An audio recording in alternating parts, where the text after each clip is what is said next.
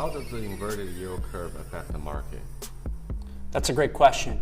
So we just saw last week a yield curve inversion for the first time since the financial crisis in the United States, where the 10-year yield inverted versus the 3-month yield on treasuries.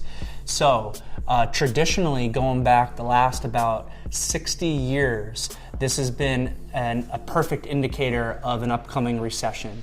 9 out of 9 times, I think from my understanding, from the last 60 years, 9 out of 9 times when the yield curve inverted, it led to a recession. On average, I think the recession started about 14 months after the inversion occurred. 9 out of 9 is obviously very powerful. The question is, could this time be different? Are we definitely now moving towards a recession? And it's very difficult to always say this time is different. Generally, that's something that you want to avoid. But what we can do is look at the factors in the marketplace that might be different this time and maybe could lead to a different result.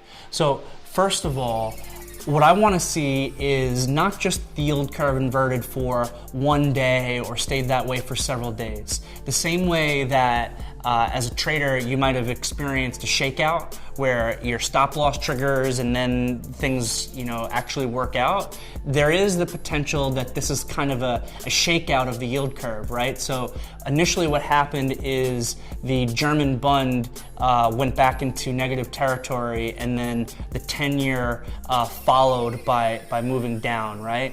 So again, what I really want to see is the yield curve going to actually hold inverted for a longer period of time? That means something very different to me than if it's just a quick shakeout and then things go right back to normal. What a yield curve inversion really means is that the market is expecting lower growth in the future. Will that turn into a recession? Maybe. I think the market environments were very different previous times that a yield curve inversion occurred. I think that we were typically starting from much higher interest rates than we actually are now, maybe closer to like 6%, as opposed to now the 10-year yield I think is at 2.5%. So all these factors we need to pay attention to.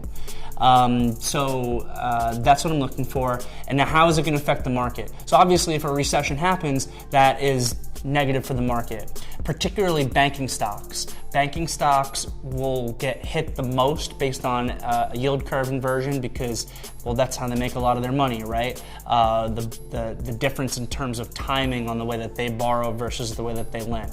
So it could really negatively affect banking stocks, but there might also be, so what could it positively affect?